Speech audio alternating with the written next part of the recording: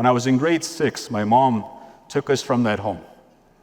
And she made a decision as a leader that she was going to put us in a different environment. So off we went to a northern city in Saskatchewan called Prince Albert. We were living in a northern reserve there. I didn't see Dad a whole lot. But I still love my dad. Still really do. I still to this day.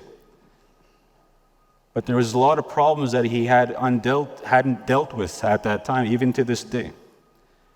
And it was starting to affect the household. So one day, a pickup truck pulled up in front of our home where we lived out there. And my mom was putting all these garbage bags, these boxes in the back of this pickup truck. And I'm wondering as a kid, what's happening? I get to the house and Mom says, "Hey, Kendall, go inside, pack up your bag. We're going to go somewhere. Be quick, hurry up, be quick." I could see Kendra, Farah, Marisha getting into the back seat. Now I'm getting curious. I'm like, what's happening? I get my little Ninja Turtles backpack, everyone's favorite 90s show back then. My toys I put in the back of the pickup truck, and off we went to Prince Albert, which was the gateway to the north. You'll notice many Indigenous peoples, they have different cities. Edmonton is one of them. It's a gateway for many Indigenous people to come and get their medical supplies, their doctor appointments, dentists, and so on. They come and get their supplies and they go back to their community. Prince Albert's very much the same way. Saskatoon's the same way, where I currently reside. And we went to Prince Albert and we checked ourselves into this shelter, this women's shelter, these interval houses, which we became our home part-time, because we had no place to go. Eventually, my grandmother, my Kookum, as we'd say in Cree, Kookum, she was the one to take us to her home in Sweetgrass First Nation, not far from Cutknife, Saskatchewan. She lived on top of this hill. And I remember the first day we put all of our belongings in the back of her living room, and we put all the stuff there. And she said, "Nah, this is where you're going to be sleeping today." So it was just the floor. All made our bed there, and that was our room, the living room. And we stayed there for several months with her. I didn't know she was going to be a teacher to me. I didn't realize she was going to take me to cultural events, being part of ceremony. I was totally unaware at that time in my life.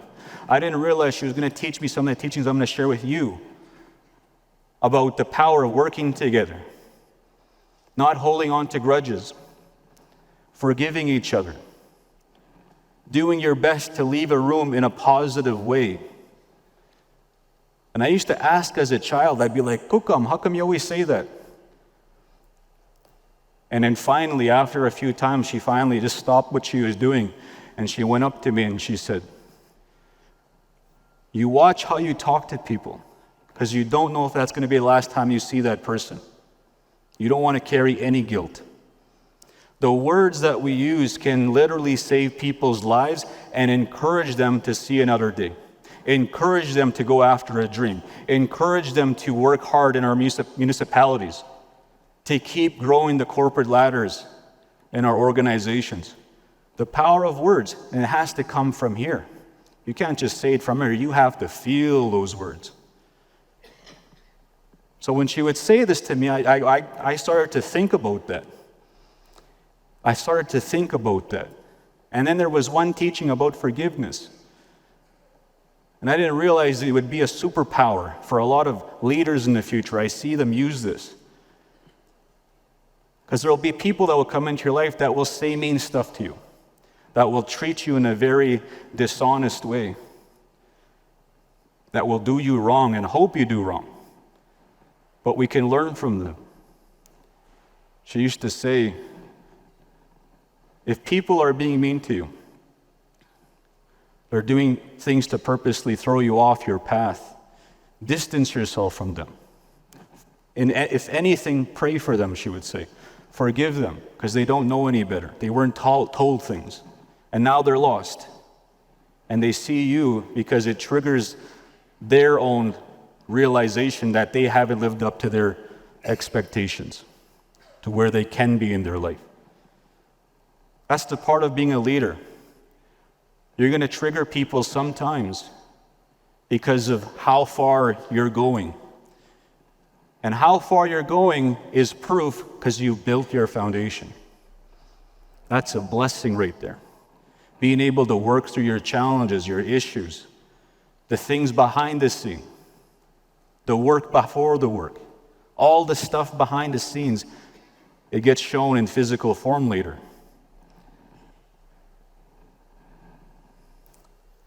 I want to share with you a story here before we wrap up today and we depart. I wanted to come up here today, ladies and gentlemen, to bring some words of encouragement, to bring real life stories that will help all of us here today to try to move forward in a good way. I really believe that where we want to go requires us to actively invest in up here. In the form of, could be books, it could be listening to speakers, it could be listening to audio programs, it could be going to conferences, listening to people in your community, and continually being a knowledge seeker. Then applying what you've learned into your day-to-day life. I came into entrepreneurship because I got inspired from a young age.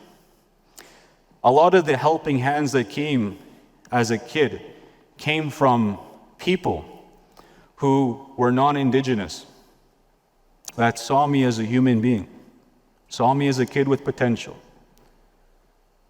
I lived side by side with a town. Right in that town, a lot of farmers. Around the town were 3 different reserves. Right beside my other side of the reserve is a little city. Around the city, 6 different reserves. And I got to see from a young age a divide, this imaginary wall that was constructed in people's minds. You people over here, you people over here.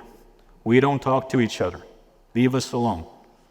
I used to see this as a kid. Here I am now in the future. I'm trying to break that wall down. I'm trying to build a bridge up here.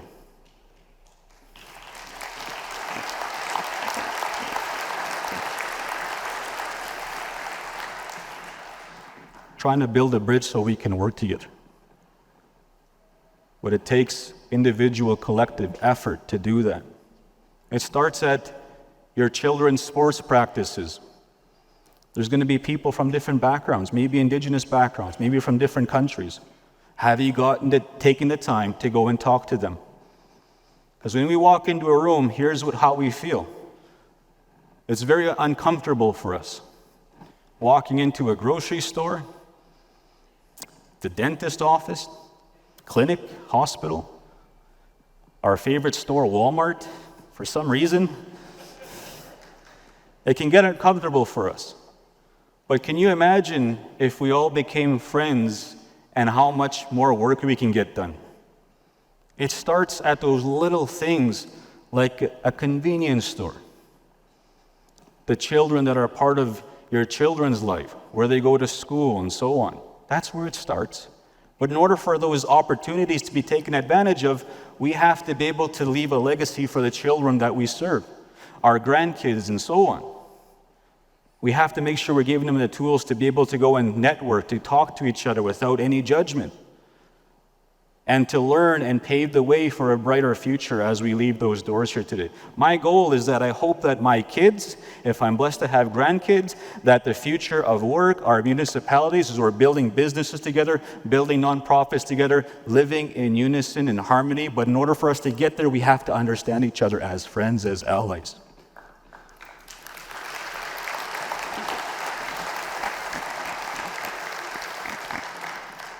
I have a gift for you. If you want to listen to the story that I've shared, it's free. It's ebook and audiobook format. You can scan that code.